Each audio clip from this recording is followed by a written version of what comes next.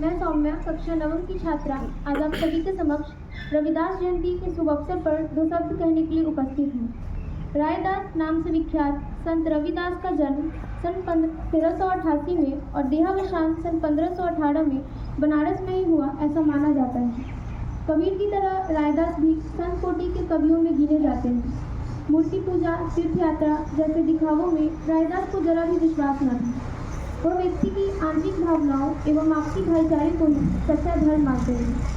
रायदास के 40 पद सिखों के पवित्र धर्म ग्रंथ गुरु ग्रंथ साहब में भी सम्मिलित हैं। निर्गुण भक्ति शाखा के महान कवि एवं संत शिरोमणि रायदास उन महान पुरुषों में से एक हैं जिन्होंने समाज की धारा का रुख मोड़ दिया था। उनके द्वारा गाए दोहों और पदों से आम जनता का उद्धार हुआ।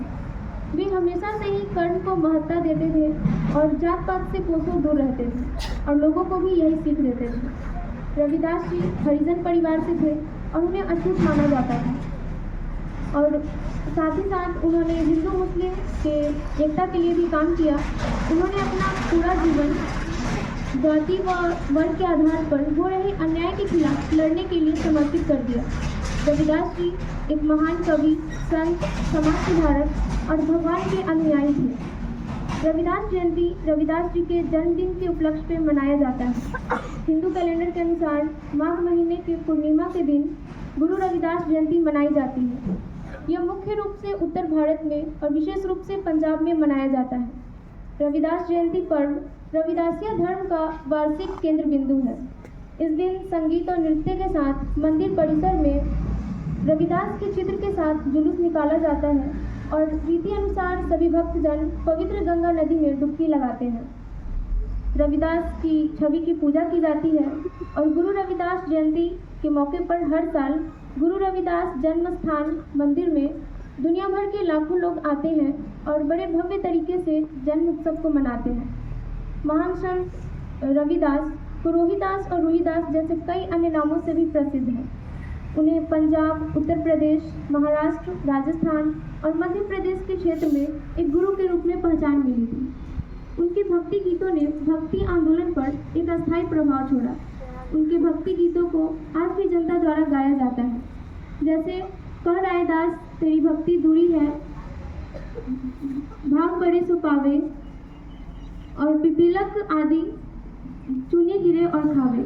इस पद से उनका आशय था कि भगवान की भक्ति करने का मौका बड़े सौभाग्य से मिलता है और हमें इसे अभिमान में पढ़कर खराब नहीं करना चाहिए।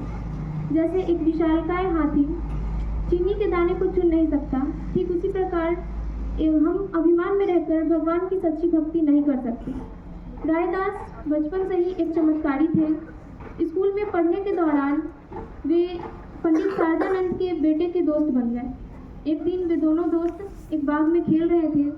पहली बार रविदास जी जीते और दूसरी बार उनके मित्र जीते।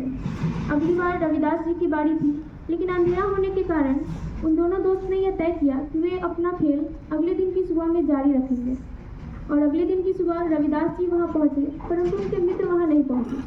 कुछ देर तक अपने मित्र का इंतजार करने के बाद जब रविदास जी अपने मित्र के घर पहुंचे तो वहां उन्होंने देखा कि उनके माता पिता और उनके पड़ोसी रो रहे थे। जब उन्होंने उनसे उनके रोने का कारण पूछा तो उन्हें पता चला कि उनके मित्र की अचानक मौत हो गई थी।